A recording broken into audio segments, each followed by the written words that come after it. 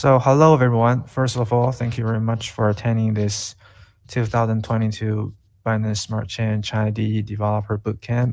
My name is Bo from ChainIDE, and I will be the moderator today.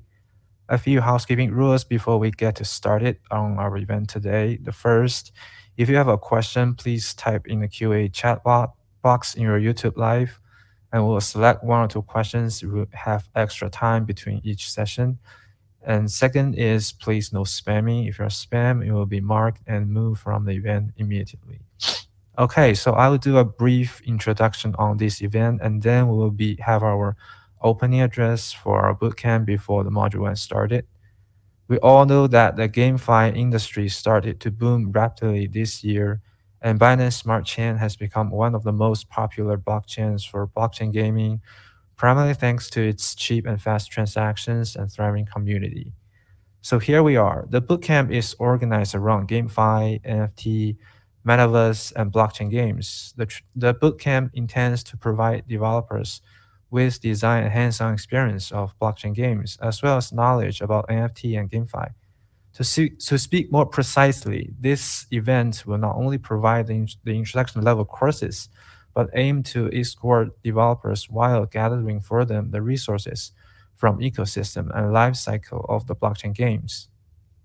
The courses of the bootcamp are designed on theory through practice and taught by instructors from senior blockchain experts and top university professors with practical expertise. Devoted teams will get the reward of exploring a blockchain game in its full life cycle. Oh, by the way, we'll have the team roster in the Telegram group soon, so don't forget to find your teammates as soon as possible. All right, it is my greatest honor to announce that the 2022 Binance Smart Chain and ChainIDE Developer Bootcamp has officially started. Our first guest speech to the opening address is Mr. Xiao Wu, and he is the CEO of the White Matrix and founder of the ChainIDE.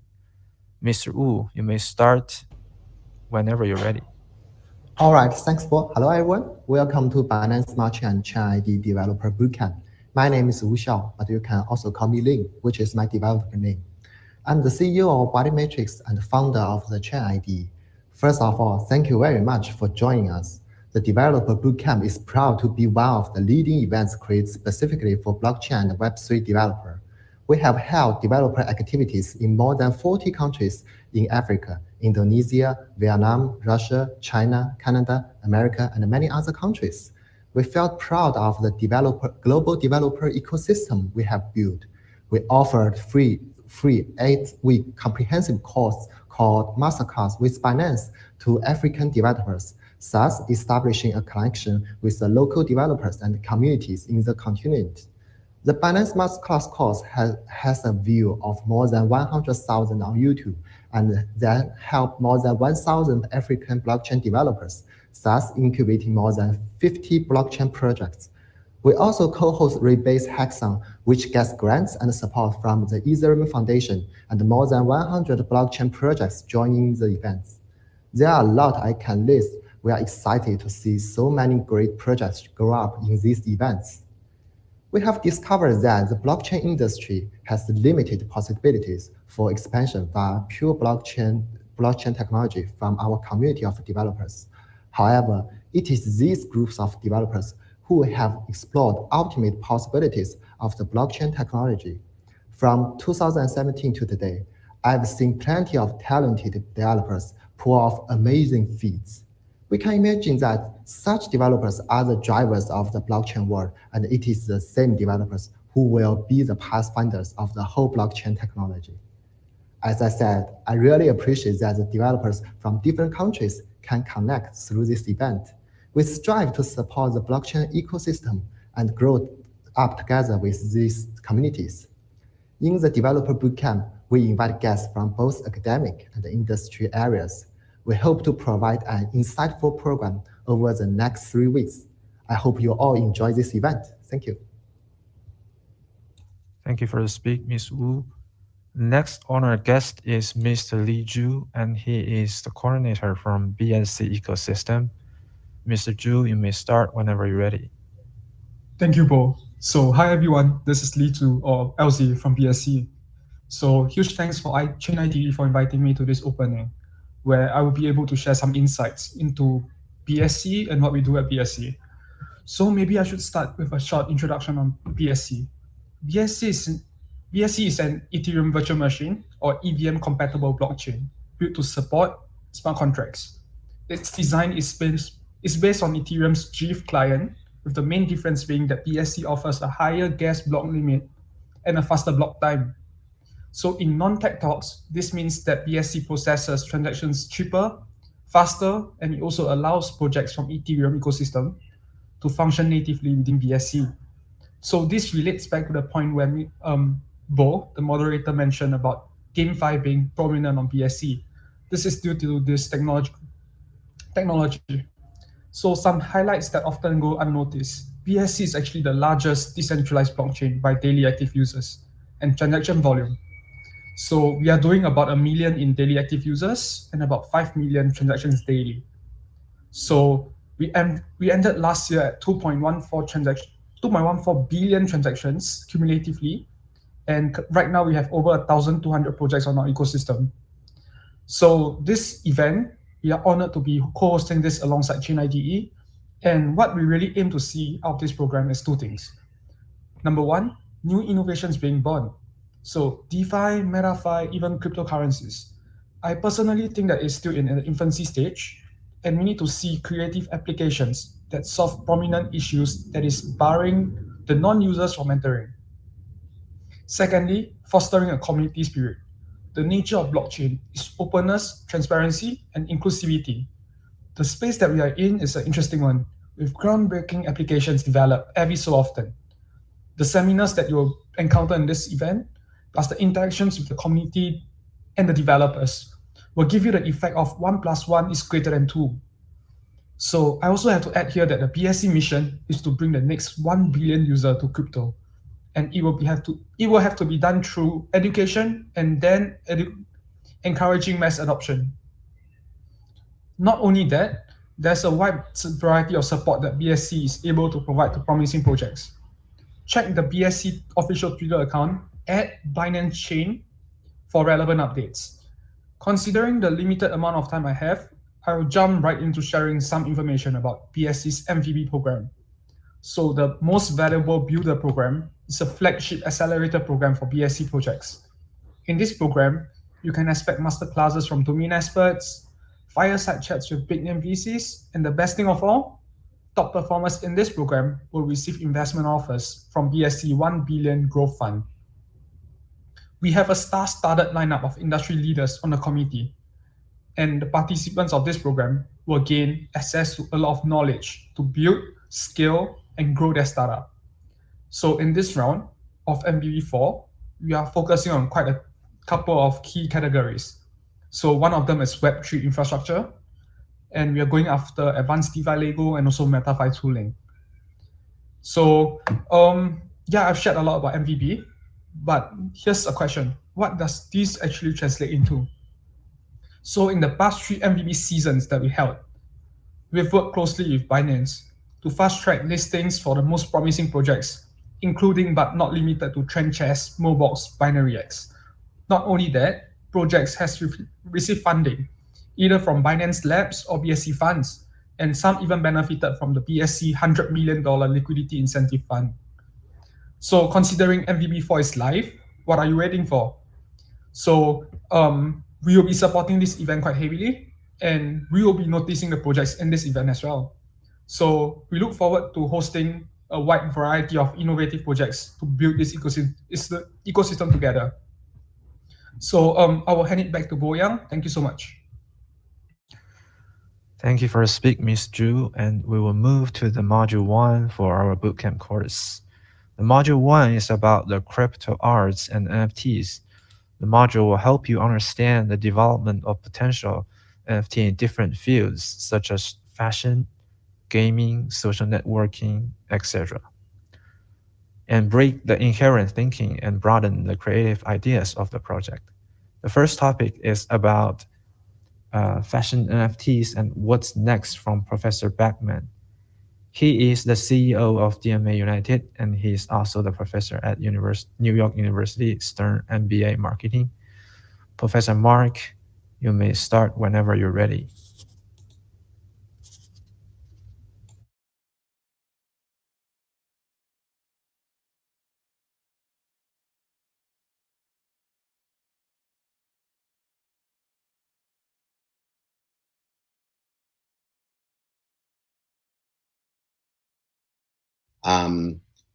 Today, I am going to speak with you a little about the world of NFTs as it relates to fashion lifestyle, with an emphasis on fashion.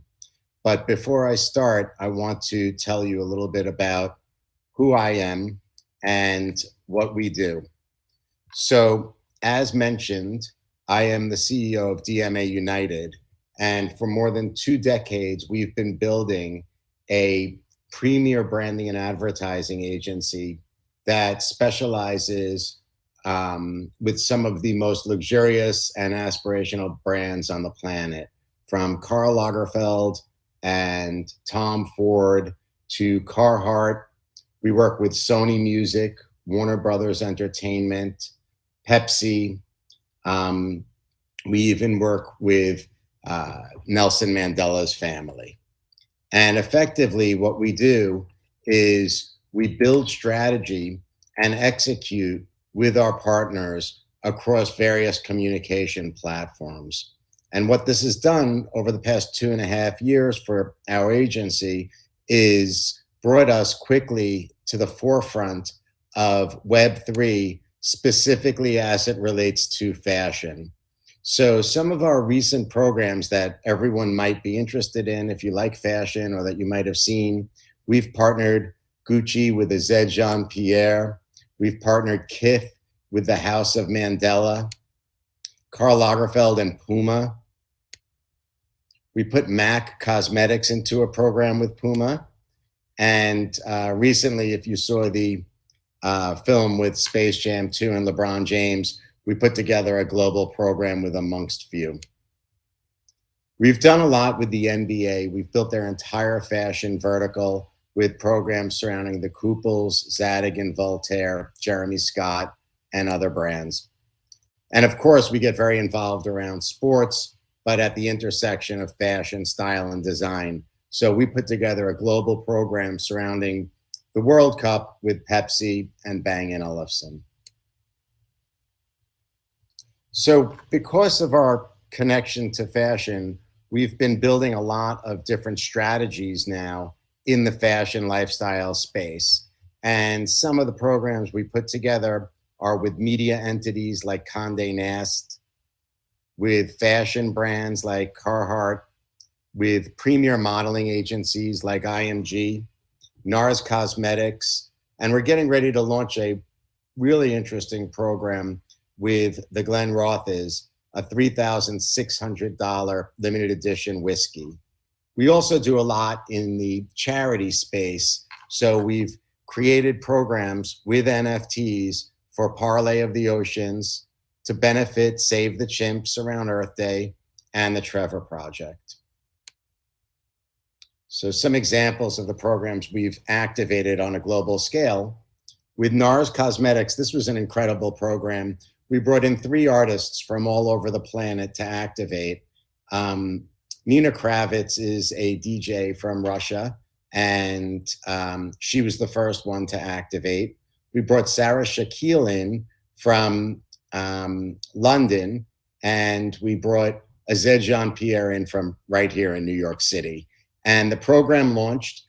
The NFT program was pretty interesting in that it included both a limited edition tiered pricing strategy that also unlocked access for the consumers to physical merchandise that they couldn't buy anyplace else. We did a great streetwear program with Imran Potato. If you look here, we kind of mocked NBA Top Shot, or Imran did at least. We also used the technology to airdrop certain partners and consumers that were participating, not just with the Louis Vuitton Teletubby but also if you look down the vert, we called it Gerbil Lablo. So we used airdrop technology to surprise and delight the consumers that participated in the program. And this is an example of a program we put together that was pro-social with IMG models surrounding Pride. We brought about 12 different great models in and built out a program that featured all of the different models' individual artwork in the form of an NFT. For Parley of the Oceans, we partnered with a brand in the Ukraine and launched a program that tied together film assets that people could purchase as an NFT and then built that into a charitable overlay. I put an interesting quotation here for everybody to think about. I don't know if you've heard of Kathy Hackle. She's a tech futurist here. And she said something that I thought was really interesting, really with an emphasis of where my agency is moving right now, where we're going from digital artwork and NFTs deeper into the metaverse. And I think we'll see that play now for the fashion industry in a very significant way. So Kathy said, a further convergence of our physical and digital lives. And in some ways, it's about the internet breaking free from the rectangles in our hands, desks, and walls, and being all around us. I really love that. Statistically, we're seeing a lot of growth just by the numbers as it relates to the category, the NFTs in particular. So over the past 12 months, the NFT market has soared with a quarterly transaction value increasing from less than 28 million to over 10 billion by the third quarter of last year. And it's been pretty amazing. If you think about it, it's incredible that CryptoKitties just first appeared in 2017. And if you look where assets like that, just pure digital creative assets have gone and grown, leading into CryptoPunks and Bored Ape Yacht Club, it's pretty incredible, actually. And our agency is actually now representing a lot of the artists and art owners to set up licensing deals for them with, for example, their apes into fashion deals, into spirits deals, into real estate deals and beyond. So the idea of leveraging digital assets and bringing them into the physical world seems to be growing in our world too. Morgan Stanley estimates that the metaverse could constitute 10% of the luxury goods addressable market by 2030, so in less than 10 years, representing a total of more than 50 billion euro in opportunity. So that's why we, as an agency, are very bullish on all things Web3 right now. We believe that we're at the starting gate. We haven't started yet. There's a lot of buzz, certainly, about the metaverse, but people and companies haven't really embraced it in the way that we predict they will. And if Morgan Stanley, in my opinion, is predicting that this is a 50 billion euro opportunity in the luxury sector, it's probably a lot more. So people that are interested in fashion, luxury, and contemporary brands, I think should take these statistics very seriously. Especially because it seems like we're moving as a culture, as a society, deeper and deeper into the virtual world, more so than in real life. And I think these statistics are really interesting. Today in the developed world, people spend more time interacting with their friends on social media and in gaming platforms than in real life. Pre-COVID in the United States, adults typically spent 6.5 hours online. 2 of those hours were spent interacting with their friends or their family. And it's incredible. It actually is about double the amount of time that these individuals were spending with friends in the physical world. So it's fair to assume that if those were the numbers before the pandemic started, now that ratio must be far greater as it relates to digital, thus presenting a really big opportunity to build out meaningful platforms as it relates to fashion lifestyle categories in Web3. So this is really interesting. I'm not sure if you've heard of Ian Rogers, but he comes from LVMH, which is arguably the most important luxury conglomerate on the planet today. Today, he's the chief experience officer of Ledger. And he said, just because it's digital doesn't mean it means any less to us. You don't buy a luxury handbag because of its incredible utility. You buy it because the brand has built culture. It's a tribe that you want to belong to. The value is not because it's made of something solid. Its value is its place in culture and its rareness. And I think that's what blockchain represents in several ways. Obviously, we can create rarity and covetability once an NFT is minted on a blockchain. We could limit the edition and make it more compelling and covetable for the consumers. But something that everyone should start thinking about is how these brands come to life once they enter the metaverse. What is the brand experience like digitally? It could be, and in fact, in my opinion, it should be very different than that of how the brand interacts in the physical world. So currently we're seeing a bunch of different use cases with NFTs in the luxury goods market. We're seeing digital art sales, charitable initiatives, the ability to be clever, rare though still, and unlock redeemable merchandise, unlock experiences, and then loyalty rewards programs. What I wanted to do today was really get into where we see some of these programs growing. But before I do that, I want to show you specific examples of other brands that have built out programs beyond my agency. So the first one, which I'm really excited about because we work quite a bit with Dolce & Gabbana, is their inaugural NFT program, which I believe consisted of less than 10 NFTs total and reached almost $6 million in sales. And these are the actual images of the NFTs. It was extraordinarily successful, so much to the point where now Dolce & Gabbana has built an internal team that is focused specifically on NFTs. I'm sure everybody sees, I think right now, Gucci and Superplastic is activated, or at least it was done this week. Amazing program for Super Gucci. The two brands came together and created Super Gucci. Essentially what they did was they brought the toy brand, which is extraordinarily popular, into the NFT space and created not just limited edition NFTs, but also physical items, sculptures that accompany the NFTs. And then, of course, for everybody that's a fashion and toy fan, everybody knows of the Balmain and Barbie NFT program that recently exploded with popularity. So what they did here was created 3 one-of-a-kind NFTs, as well as the physical merchandise collection. Interestingly, in my opinion, I actually think the digital NFTs were a lot more compelling than the physical merchandise. And then following the highly publicized lawsuit surrounding intellectual property between StockX and Nike, as everybody is probably aware, purchased Artifact Studios. Artifact was only in business for like 2.5 years, which is incredible. And because StockX put digital Nike NFTs into the marketplace, Nike worked quickly with Artifact to launch its Monolith program, which is its first official NFT program. So where are we going to go now? Where does the industry go beyond just simple digital artwork? I think something that everybody here should be thinking about and considering is the concept of a loyalty program.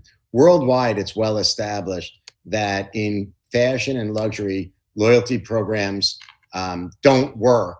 However, if you look at the numbers, when they do work, it's explosive. So studies show that a brand's existing customer are 9 times more likely to buy from them compared to a new customer.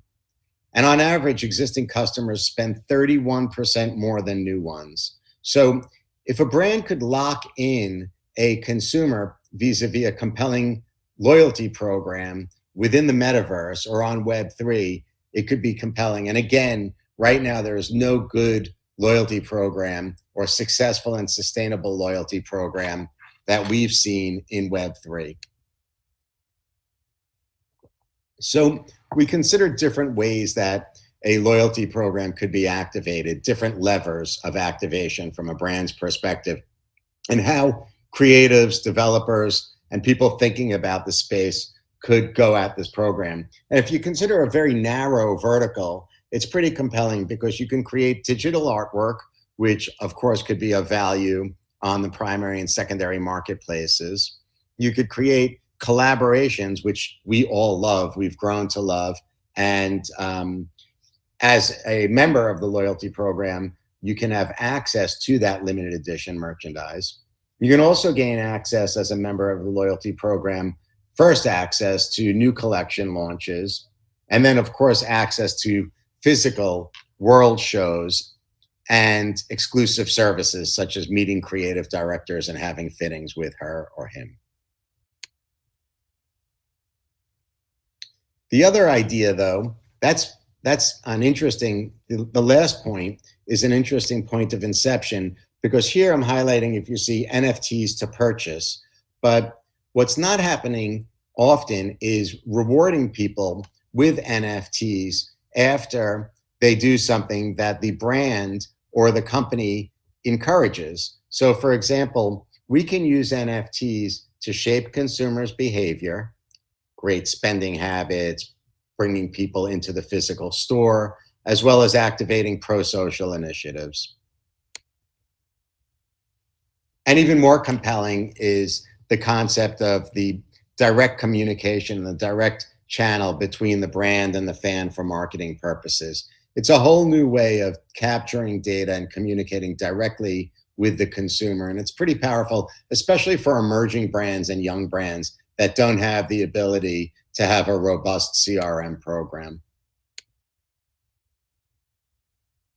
So Matthew Ball, who is the managing partner of a venture fund that invested early in companies like Dapper Labs. I'm sure everybody is familiar with Dapper Labs, the primary company behind NBA Top Shot, said, "One could argue that Fortnite is already one of the largest apparel companies in the world. They have between $3 to $5.5 billion a year in revenue, predominantly from the sale of virtual outfits. That number exceeds Prada, Fenty, and Dolce & Gabbana." It's really compelling. So if you think again about how the digital world within Web3 can bring fashion to life and capitalize on it, it's pretty powerful. There's also, I think, a great opportunity in the concept of fashion gaming for luxury brands and contemporary brands. They haven't really gone there yet in a major way, and it's a good opportunity. So Web3 and metaverse gaming applications provide ideal digital platforms for fashion brands looking to engage their consumers with innovative technology, to reach an excited group of Gen Z and Generation Alpha, and then also to build dedicated experiences. And the fact that we can build into these gaming platforms NFTs that could be monetized is fantastic. So in my opinion, brands should be thinking about going beyond advertising into these virtual worlds to create experiences that could be monetized. And we've seen this, I'm sure everybody saw the super compelling program that was put together between Fortnite and Balenciaga as it relates to digital designer clothing and accessories. And that's it. Thank you for the fantastic lecturing, Professor Mack. We have one question for you here. The question is, if a platform or company wanted to display an NFT image for public viewing, would the platform or the company need the permission of the copyright holder, the owner of the NFT, or both? And will there any legal issues between the copywriter and the owner if there is a conflict between them? That's a very good question. And it's interesting to see how brands and companies are sorting through that now. These legal issues are just popping up now. So for example, everyone might be familiar with the very, very successful program that an artist put together using an Hermes Birkin bag. And it was interesting because the Birkin bag had a baby in it that grew over time and was purchased as an NFT, I think north of $10 million actually. What's happening now is we're starting to, at least here in the United States, find the legal system being at play to answer these questions and these issues. As far as this question goes, Bo, the idea of displaying an NFT is probably going to align very similarly to the way that an individual or a celebrity's intellectual property or a brand's intellectual property is displayed. If it's being used for editorial purposes, it's probably fine and legal. If it's being used for monetary purposes or commercial purposes, then it's not going to be okay. So there will be a line that will I think, predictably, eventually end up with the guidelines that I'm describing. All right, thank you for your elaboration. And also we have prepared books, the comprehensive guide NFTs and digital works, blockchain technology from Professor Beckman for today's lucky attendees. And there will be a link posted in the YouTube chat box. So make sure you fill in and get the great books for free. So let's move on to the next speaker, the Daniel. And he is the co-author of the NFT Launch Handbox. From idea to launch, Daniel, you may start whenever you're ready.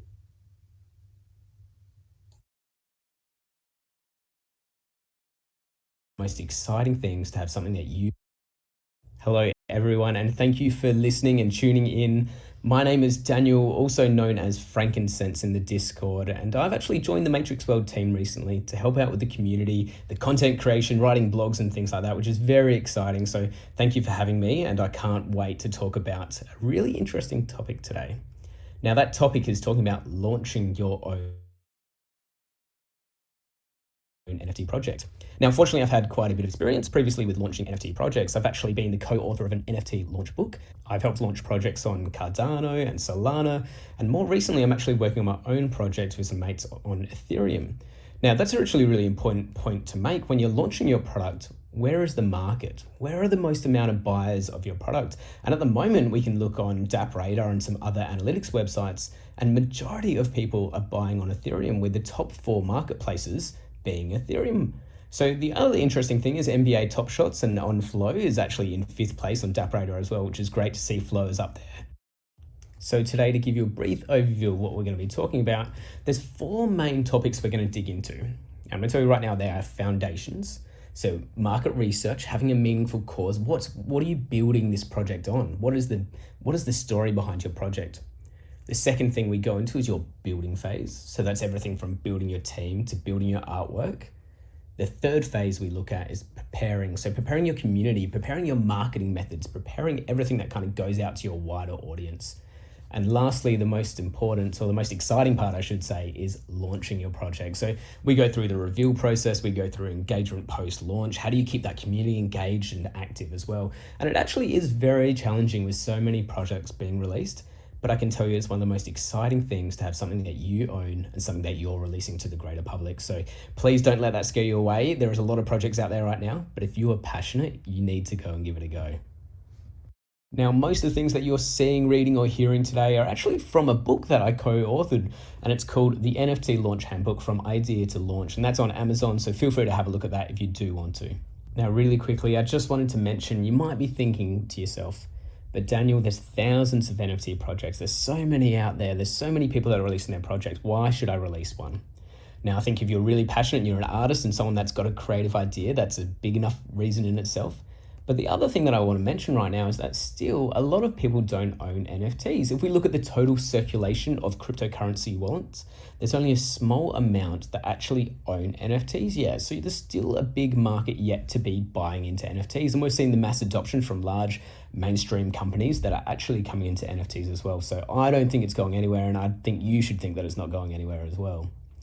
All right, as I mentioned earlier, phase 1 is your foundation phase. Now, it is the most important phase of releasing any project.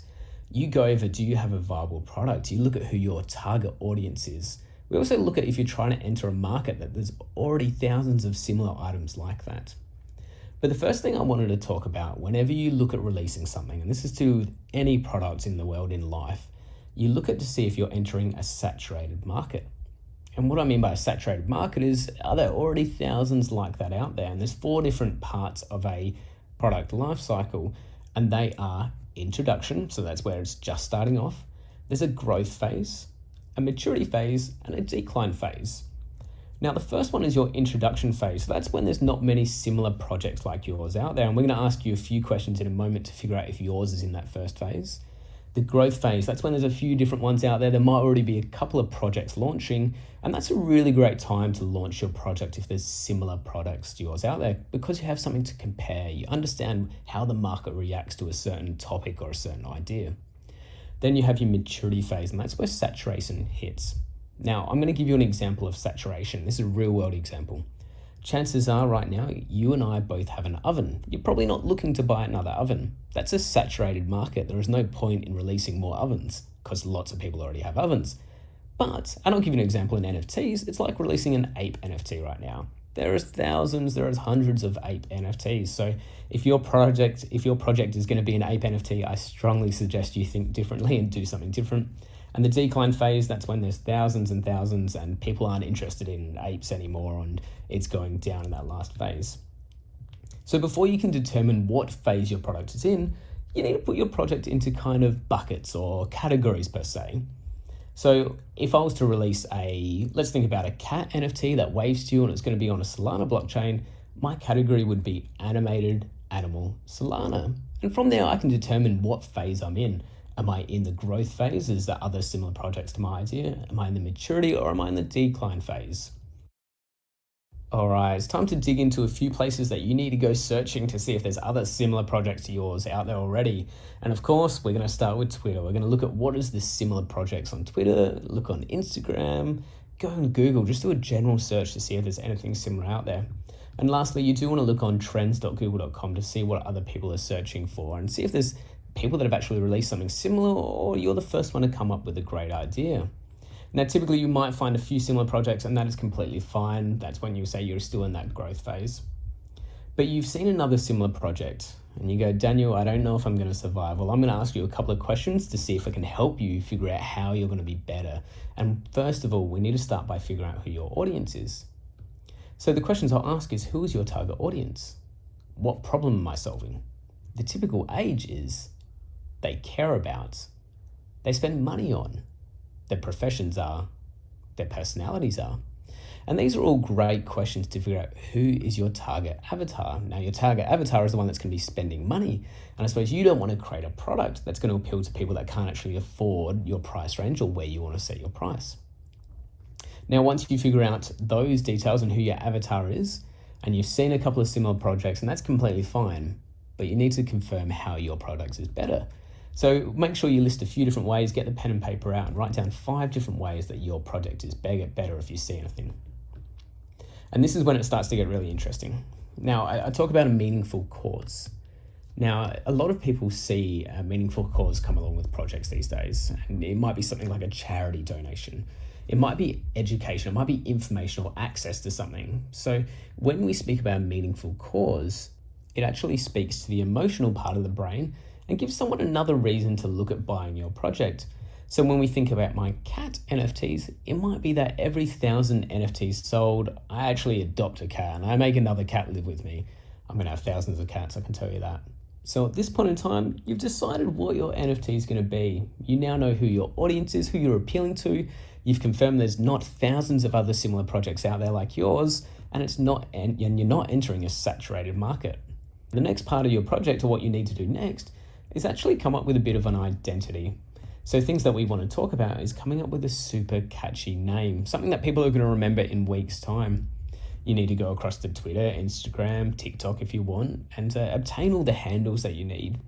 You want to make sure you've got a logo and that you put it across all your websites and across all of your social media as well to create a consistent image So when people go looking for you, they see it looks the same all across every single avenue. Now, I hope on your website you have a nice looking landing page, and you need to talk about your project in a way that talks to that meaningful cause that we mentioned earlier. Why does someone actually want to buy your project? Is it because you have a great emotional connection to something? Is it because you provide education?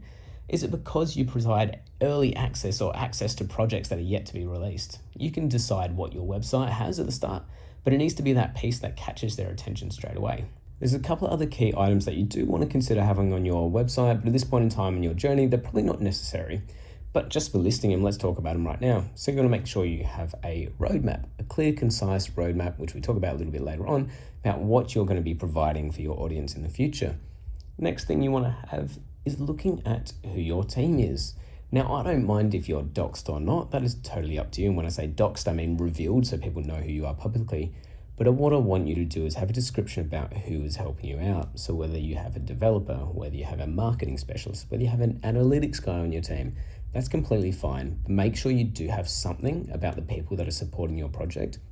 Now we're going to look into your NFT details, and you notice how we haven't even talked about what the NFT or where we're going to launch or anything like that just yet, because the most important part is that product and making sure you are releasing something that everyone's going to want to buy.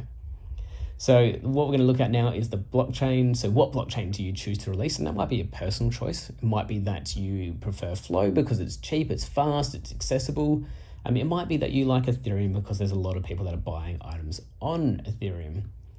Now, this video isn't going to be a comparison or tell you what blockchain to mint on. You can do those comparisons yourself. But the big thing I want you to think about is, where is the market? So where are the buyers? And there's a lot of buyers on Ethereum, with OpenSea being the largest marketplace. And what resources are available to you? I know on Ethereum, there's lots of great Discords that are there to help people that are creating their own project, even down to making their own development and minting their own project. One off the top of my head is Hashlips. A guy called Daniel actually runs that Discord, and he makes videos on YouTube about how to mint your own project, how to create your own random artwork, and I strongly recommend going to check out his stuff. The other one that I've seen is Third Web, and they actually create it so it's an upload service to their website, and from there you just add a little bit of HTML script to your web page and it adds the mint button straight away. No programming, nothing for you to worry about. They're just a couple of resources. Something to consider now is your supply and rarity model. How many NFTs do you plan to release, and how do you plan on making them rare? Will there be certain backgrounds or certain traits that are limited? Will there be red laser eyes that are appealing to the masses? Next thing we're looking at is your pricing models. And there's multiple different ways that you can release an NFT for pricing. You could do a Dutch style where the price goes down from a certain range and people buy to that price. You could do a fixed price with a fair launch. So it means everyone has the same opportunity and same chance to purchase your NFT. And one of the most popular things at the moment is a pre-sale or a whitelist, meaning you get early access or you get access and secure your spots. Now that's become quite popular recently as it's being used as a sales method to draw attraction and scarcity into your project. Let's talk about one of the most important things of releasing your project. And I think it is important because it shows what you're prepared to do or what you're going to do, and that's your roadmap. It's really interesting to see all the different types of roadmaps that are out there. And a lot of time your roadmap to simplify things is what you plan on doing based on a time frame or the amount of NFTs you sell. And there's things that people include. It might be that if 10% they release merchandise, so you can get this limited edition hat or this limited edition hoodie. Or it might be that it's a charity donation. It might be that it's a giveaway on your network. But the thing that I want you to really consider is a lot of the times these people are buying your project to potentially as an investment opportunity. So sometimes getting merchandise isn't that appealing to them. So just make sure you have items that will increase the value of the actual project itself, whether that be investing in future development. It might be a play to earn game. It might be that you're releasing a comic book and because your audience loves comic books, there's things that you've got to think about. What is appealing to that avatar that we spoke about earlier? Okay, so we've briefly gone over foundations, and there are so many little things that we could be digging into segment by segment, but we do have a limited amount of time. So next we're going to jump onto building phase. Now this is the phase that you kind of build your team, build up your NFTs, prepare your artwork, and go on from there. But this is a really important phase, and I'll say that it is really hard to launch an NFT project by yourself. If we're to consider a few of the different roles that need to be taken when you're launching an NFT project, we consider the art, so an artist, social media managers, people that look after your Instagram, Twitter, Discord, a marketing manager, so someone that partners with a social media manager to work on promotions, work on creating this excitement behind your project. You might need a website dev, and then you might need someone that's able to handle the technical side of minting an NFT project. There's quite a few different things, and you might be going, but Daniel, I don't have all the people to help me out, and that's completely fine. A lot of times you'll have friends that want to work with you, as same as I did for my projects and what I was releasing. I had friends that were happy to help me out, but some of them might not have the technical knowledge, or some of them might not have been great at managing a social media account. So there are different ways that you can get help for your project. And it might be that in Discords, there might be sections of Discords that go looking for jobs or searching for help on projects. But there's also websites that you can go to, and whether you pay to have someone freelance for your project and help out with the Discord, it might be that you have a developer, or it might even be that you have an artist because you've got this amazing idea, but you need help with an artist. There's lots of different resources online to be able to find someone to help out in your team, because I can guarantee one person is not going to release a successful launch. It needs to be a few different people. The amazing thing about NFTs these days is that when you're creating your artwork, you don't have many limitations. I know OpenSea has its own file upload limit of 100 megabytes. So if you're uploading directly to OpenSea and minting it from OpenSea, you can only be 100 megabytes, and it has to be certain file types as well. But the best thing to do if you are creating your NFT or creating artwork, make sure you partner with your developer to figure out what size and what limitations your artwork can have. But that's a great thing about NFTs. It's usually just limited based on the website that it's being uploaded to or the server that it's being uploaded to. So the build phase wasn't a really lengthy one. And I suppose the most important things about this is understanding that you need to build your team. You need to make sure you have a team that can carry you and make sure we can support each other to create an amazing product and build up an amazing community. Which leads us on to prepare. So by now, hopefully you know a bit about your project. You know who your target audience is. You've got samples of your artwork so you can show that off and create a bit of excitement. You know how many you're releasing. You know the price of what you're releasing. And this is a great time to jump on Twitter and start engaging with people or projects that are very similar to yours. I encourage you to work alongside other projects, not against other projects, because community is going to be the biggest thing for releasing any project. We've seen what community can do for projects, and when a community reignites and creates these Twitter storms that will take over and make people jealous that they don't have one of their NFTs. So you need to create a community, because the best thing when you have an amazing community is that they will support you through anything. They'll support you through the FUD that people might be releasing. So let's talk over some tips to create some amazing community engagement. The first thing you want to do is make sure you have a welcoming environment. Whenever someone comments on a Twitter post, you reply back, and you reply back with the excitement that someone's engaging with you. You want to create Twitter spaces and have AMAs that people can actually engage with you and ask questions. Don't let people sit there in silence. Encourage people to come up and ask them generalized questions about why they're looking at your project and what is their favorite projects. Create this excitement, because at the end of the day, you're two people that are just very excited about NFTs. A big piece that I'll say with community engagement is don't get discouraged. Community engagement does take a long time to build up an audience. It's not something that will happen overnight, and it's not something that you can generally pay to happen as well. You might be able to pay for some great ads on some websites. You might be able to pay for a retweet from a promoter. But the problem is, if they're just being paid, they're only appealing to their audience. It's not people that have chosen to come to your project.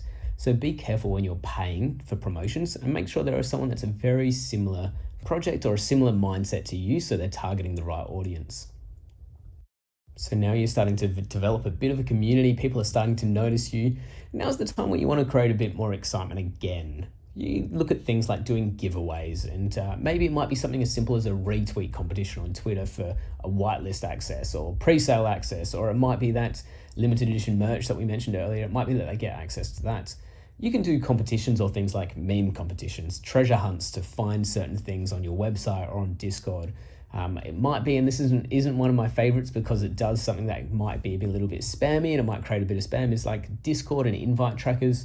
I think One of the best things you can do to create excitement is reward the people that are actually engaging your Discord. Reward the people that are doing the work for you, because they're the people that you want to keep around. They're the people you want to celebrate.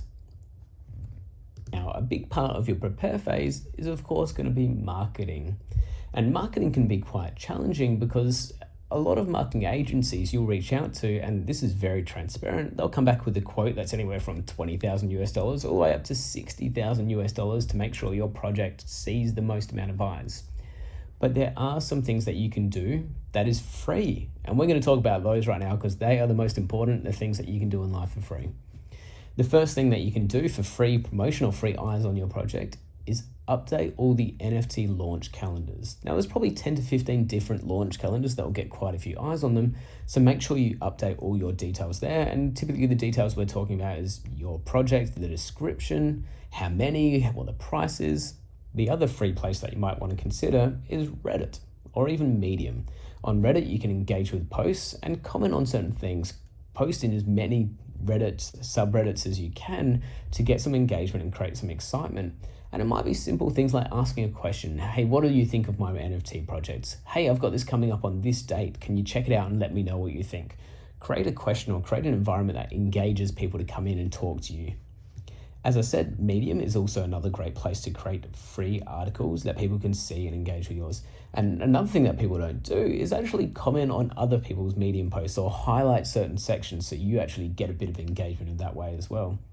And my last free area that I'm going to suggest, and that's giving value to the buyers outside of the NFT itself. And when I say that, I mean creating something like a podcast or creating a YouTube video about why you're doing your project or giving them some sort of value back. And it might be that you're an amazing artist. Why don't you do a live drawing session? Why don't you say once a week, I'm going to do a live drawing session and I'm going to show you how to draw the best cat NFTs ever. That's going to be engaging and it's not taking away from your work. It's showing everyone how skilled you are and creating a common interest. So as I was saying, there's multiple different avenues that you can have free marketing or free ways to talk to your community, and that's just a few. Okay, so we've done a lot of work to build a community, get some engagement, get a lot of people tuning in with our project. And as I said earlier, this can take a long time, so please don't be discouraged if when you're getting ready to launch your project, you don't have a whole bunch of followers. We're almost at the end of your prepare phase, and we're going to go over a couple of questions to make sure you are ready to launch. And that's a little bit of a checklist. Do you have your artwork complete? Tick. You should have your deployment method chosen. Are you going to be selling from your website, selling from OpenSea? You've decided how you're going to sell and what pricing model you're going to take as well. Your developers should be ready and prepared to support any issues. Unfortunately, we do see issues happen whenever there's launches and things do change, but if you have a developer that works closely with you, you should be able to overcome these quickly. And one thing that you do need to support your community is make sure you have a developer that's free to answer questions in Discord, to address any concerns or questions about the minting process as well. Your Discord moderators should be well and truly ready to go. You should have selected some certain people from the community potentially to help out with some moderation of the Discord. As you go into those final few days and a bit of hype and anticipation ramps up, that's when you want to make sure you have the most active time in your Discord. You should have your scheduled promoters and influencers ready to go. And something that we think about is that in your last few days before you launch, that's when you should really be ramping up that anticipation and ramping up some promotions with some influencers as well. Because you want to create this real buzz right before you launch, because people don't like to wait long to purchase a product or purchase an NFT. So we're in the final days and you're almost ready to launch your NFT. And as we mentioned before, this is when you kind of build a bit of anticipation. You get people coming into community and you want to create this excitement. So you might want to consider asking questions about the project that creates conversation with people that are in the Discord. Things like, what is your favorite design? What are some features in the product you'd like to see in the future? How many people have you told about the project? What influencers should we tweet at? Who's going to sweep the floor after launch? The questions that will get people talking and get people engaged with you, and especially if you're the creator of the project, is real power in actually being present and not just having your admins talk to your community, but making sure the actual leader and the person that's creating the item is in that Discord as well. Our fourth and final phase is the launch phase. And there's a couple of main topics that we're going to talk about, and we're going to start with reveal. Now, there's a couple of different ways that projects will reveal their NFT. It might be that when you mint, you don't know what that NFT is till a few days later when the project is actually revealed and the team reveal what NFT you've got. Now that can actually work in two different ways. Sometimes it creates excitement, it creates buzz and energy, but the problem with waiting to reveal your NFT is that a lot of the time people don't get what they hope to get, and people might actually sell that and then bring down the price of your project. So it is totally up to you at the end of the day, but I often encourage people to look at when you mint your NFT, actually reveal it at the same time. And that's especially great if you do have a large community that a lot of people are going to be minting at the same time. Now, a huge benefit of this, and it's actually a sales tactic as well, is that if you reveal when you're minting, people actually see what they get straight away. So if they're not happy, chances are they're going to go back and try and mint another one rather than waiting to find out what it is. So this is something that I consider going and actually revealing upon mint, because people can choose to mint another one, and a lot of time people will mint more than what they thought they would. Okay, the fourth phase, we also talk about rarity tables.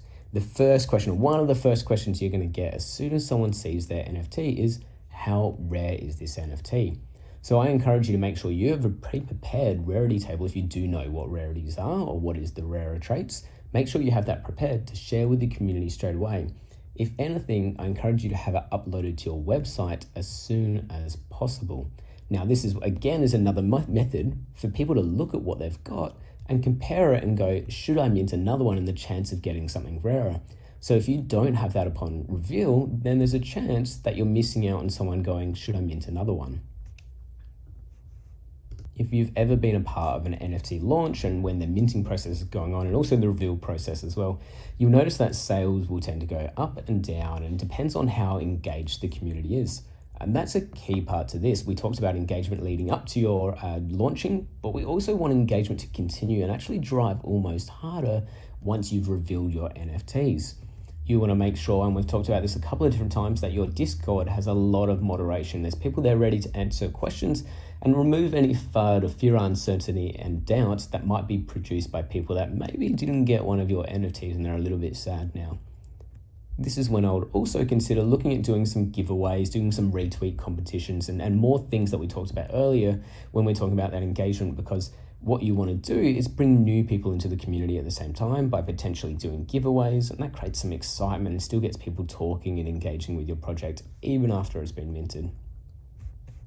Depending on the platform and how well your sales went, you really need to consider making your project a blue tick project. And what I mean by that is making sure it's verified across any trading platform that you can. I know an example, OpenSea has the prerequisites of having at least 50,000 followers on Twitter or Instagram, or at least 100 ETH in trading volume, and now that might have changed since I've last looked as well. Congratulations, you've just finished your first NFT release. Now at this point in time, I hope you take a couple of minutes to reflect on how you went, because chances are, and a lot of people do this, they want to mint or create another project at some point in time, and it might be in addition to what you've already released. So I really encourage you sit down with your team and have short meetings that talk about what were the successful points of your project. And as far as it goes, you don't want to limit yourself to talking about a certain topic or item. You want to discuss everything from how is your pricing model to how is your community engagement, talking about things as simple as how did that tweet go? What was the most engaging tweet that we did from start to end of our project? So that is all for me today. I thank you for listening. I hope you've taken a couple of little pieces of information away and you'll be able to use those towards releasing your own NFT project. As I said, my name is Daniel, aka Frankincense in the Matrix World Discord. I appreciate your time and thank you for listening in. Thank you for the great talk, Daniel. We actually have one question here for you is, what exactly does the value of NFTs come from and what makes people agree with that? Yeah, it's a good question.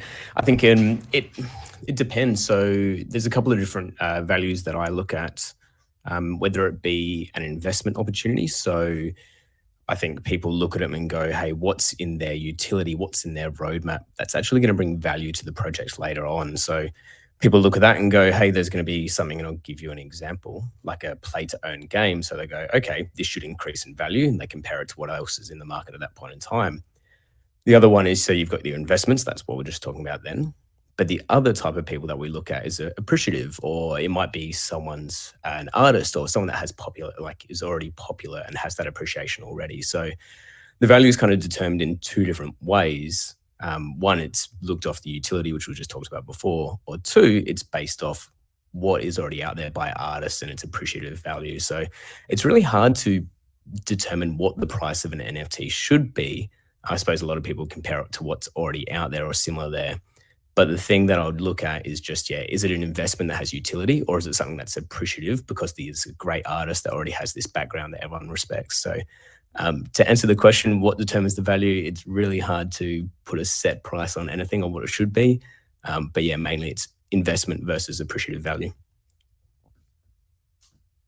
All right. Thank you for your answer, Daniel. Again, thank you for your time. And our third speaker is Just Do EK, and he is the lead dev of Cyber Girls. And welcome, EK. You may start whenever you're ready.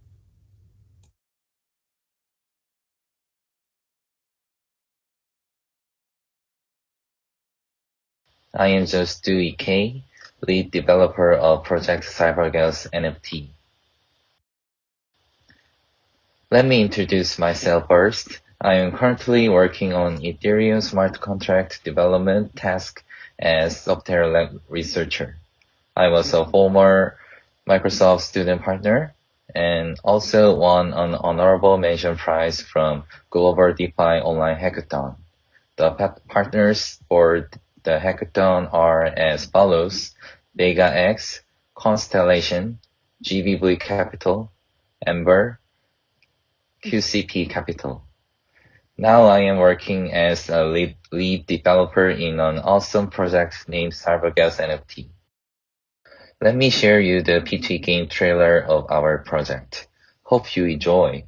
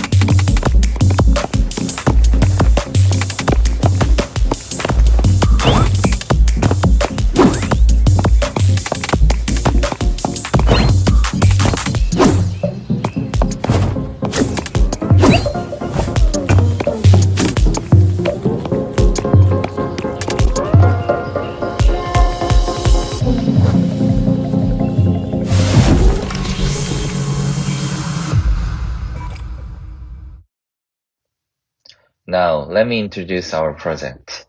CyberGirls is a giant NFT content and P2 game platform for cyberpunk and sci-fi enthusiasts. The project is committed to creating a sci-fi metaverse playground that provides various forms of CyberGirls content from digital art collections, comics, films, and P2 games. We announced Yudo, P2 game multi-metaverse a few days ago. It is a world to which game players arrive on their lifetime journey to find the world that game players can earn revenues by using their gaming skills. Yudo users can access to various countries, games on Yudo platform with one NFT. There are the number of roles that users can play. They can be gamers who use their own NFTs to participate in gameplay and earn revenues. They can be investors who lend their NFTs to other Yudo gamers so that they get a share of profits earned by the gamers. Besides gamers and investors, there will be several categories that users can participate in the Yudo platform economy. You can read more about our Yudo ecosystem in our Medium. Our goal from now on is, since we finished our mint a few days ago, we will be having a reveal event soon. We are planning to release our new comics series, which many of our users have been waiting for. We are also planning to launch our PT game in Q2 or Q3 at the latest, where to be generated Sarvagas tokens will play its role. The offline events like an NFT exhibition will also be planned in Q2. Besides previously mentioned milestones, we will continue to present exciting progress in order to perform our commitment to creating a metaverse playground for freaks. With the strong support from our positive vibe-giving community, we look forward to building a game platform when the games are not only profitable, but also fun and enjoyable. Our project is now fully minted from 4,999 BMs or vending machines. 9,999 gals will be revealed. The gals BMs that have been minted will each have 2 gals, last one having 3. We came up with the world's first dual reveal system on both Ethereum and ImtoX network. The gals being revealed on each chains will be the same collections, although they are revealed on different networks. The masters of the gals will be able to customize their gals on IMX or ImtoX by on-chain crafting. We announced the implementation on ERC-721XX for the crafting solution, which enables near-zero gas fee crafting. We will talk about it with more details later. There will be Sarvagas tokens on our Yudo platform with fair and sustainable platform economy. We are planning on launch our tokens on Binance Smart Chain. The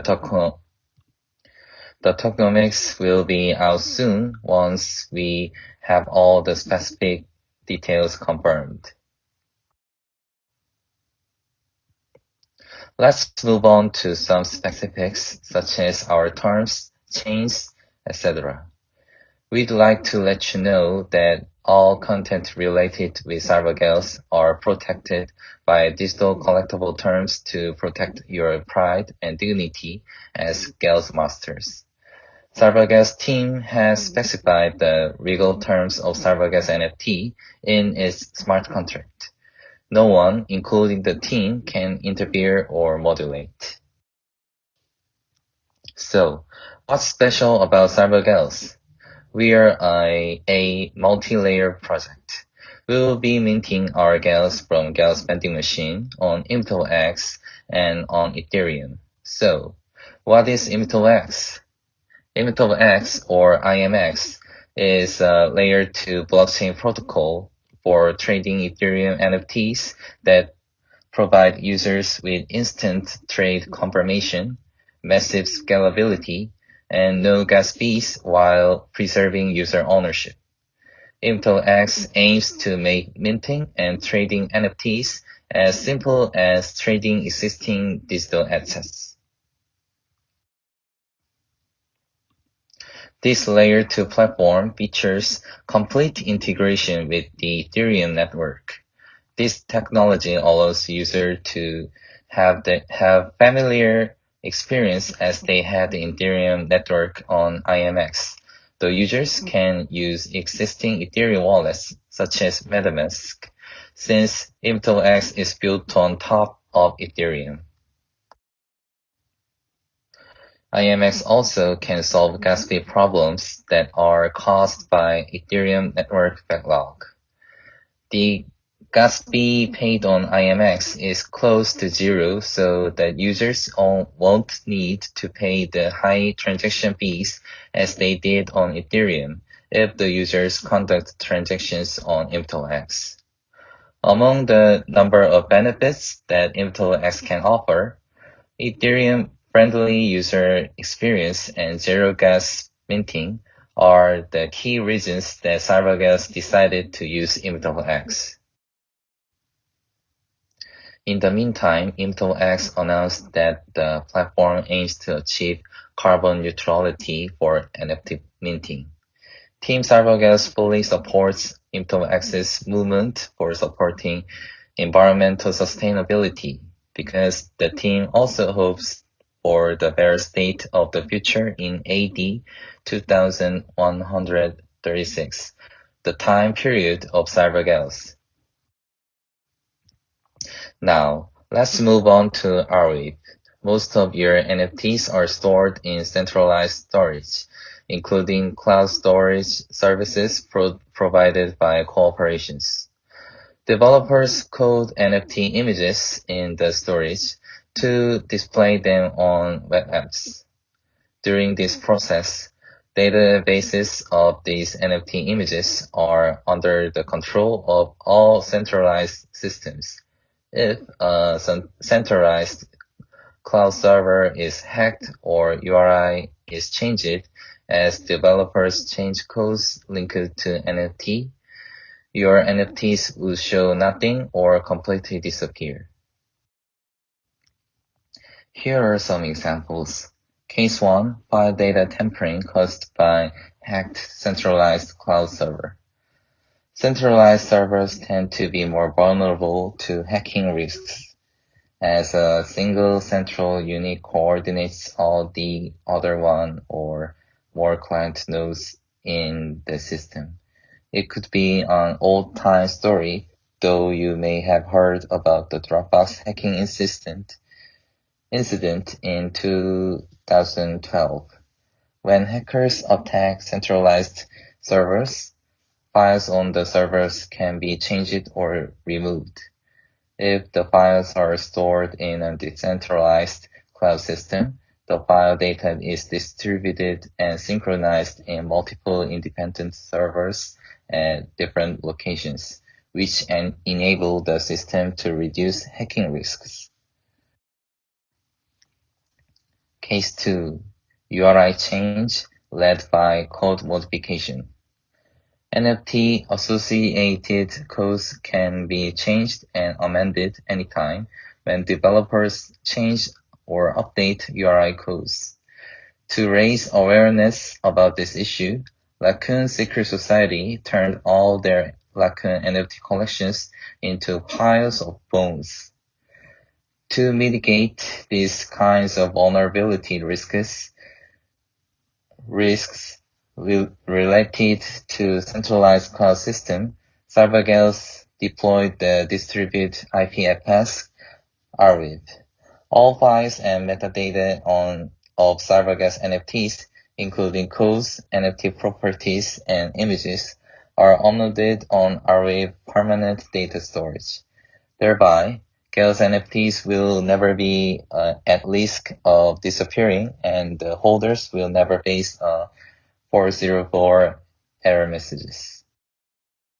CyberGals metaverse playground with Gals NFTs will be full of fun and exciting content and games. What's more, since the team adopts the IPFS to store some of Gals NFT files and metadata on the decentralized permanent storage, our metaverse playground will be more stable and credible, and Gals NFTs will immutably exist.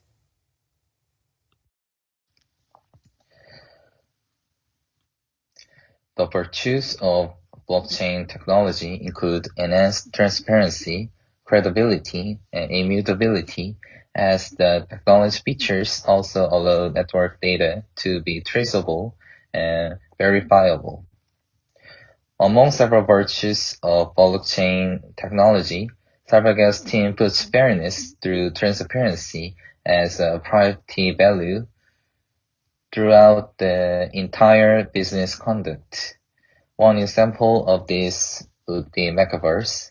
Metaverse was caught in turmoil about the insider trading allegation ahead of the launch. Learning an insight from this incident, the team decided to integrate Chainlink VRF with the Cybergas NFT minting protocol under the objectives to process probably random NFT distributions. Chainlink VRF is a cryptographic function that generates publicly verifiable and unpredictable random values. This function is quite efficient when producing an unpredictable and tamper-proof result is highly required on smart contracts.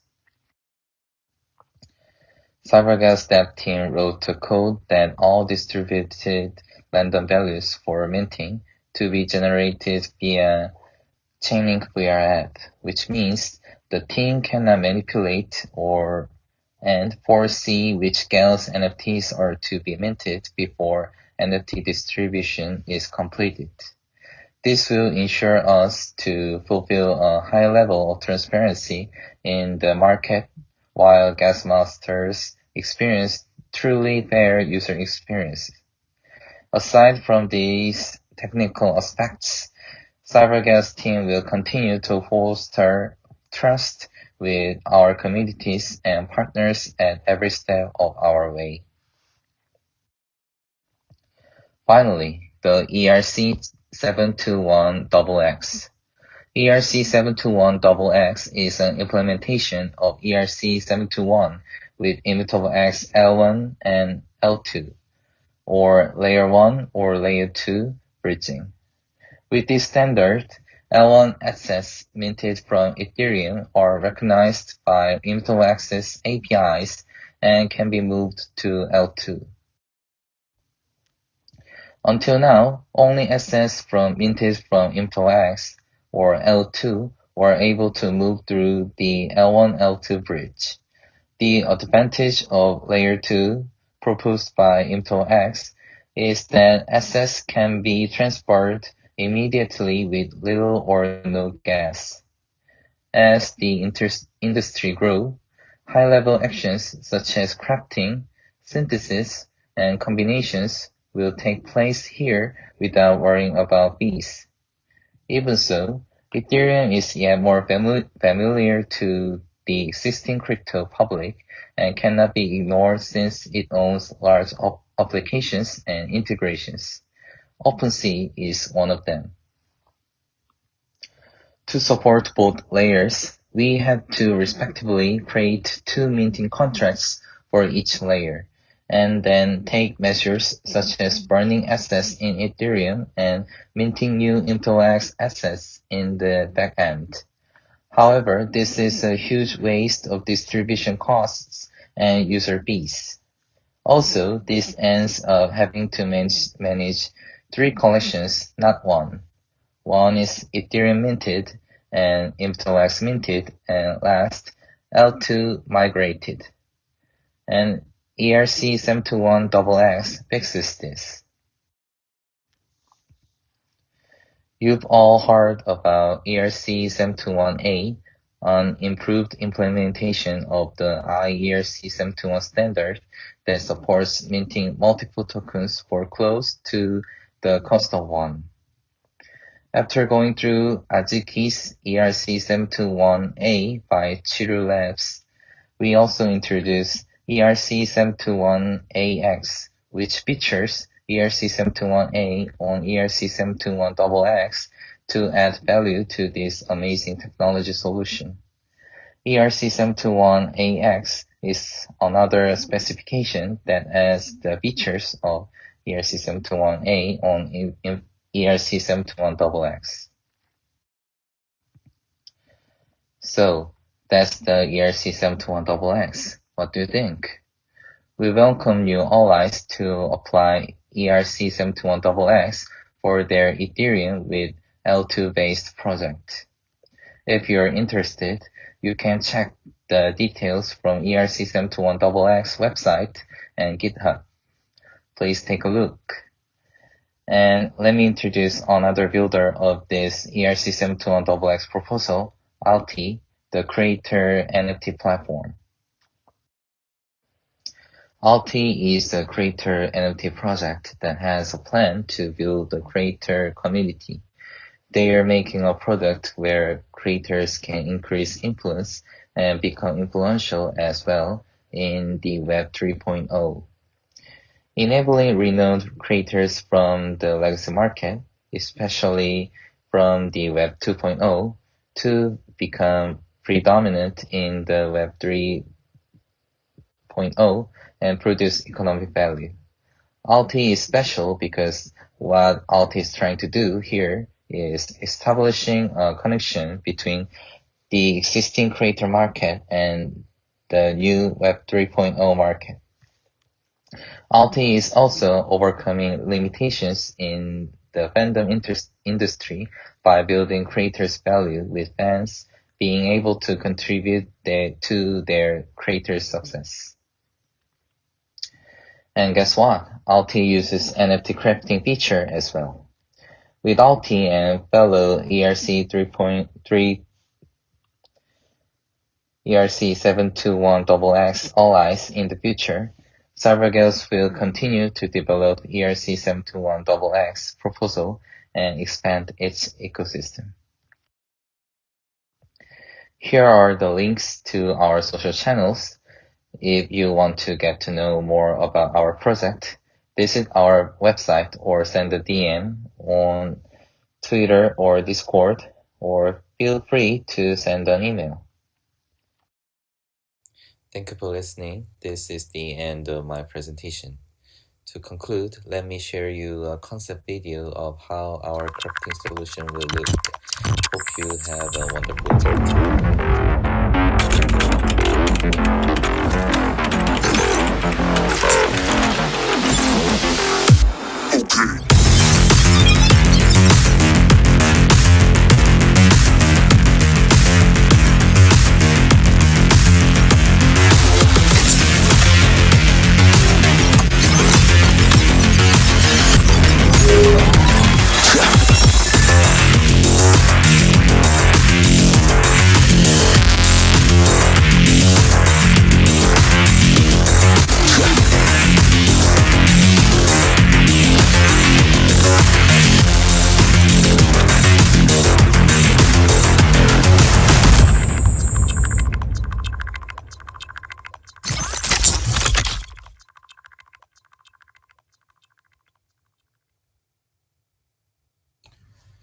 Okay, thank you, EK, and thanks for bringing us the Cyber Girls. Pretty cool. And our last speaker is Miss Tang Han, and unfortunately, she can't make it today due to the delay of the business trip. And we'll see if possible to invite her as a special guest in a later session. And here, I guess, is the end of the day one. And if you still have questions, please feel free to join us in our Telegram group. Also, a quick reminder for tomorrow's schedule, and we'll have topics related to build dApps on Binance Smart Chain. So it's really interesting. And if you want to know more about how to build your own dApps on Binance Smart Chain, so make sure you don't miss it. And thank you again for everyone today. And the lectures are really amazing. And we'll see you guys tomorrow. You guys have a wonderful night. Bye bye.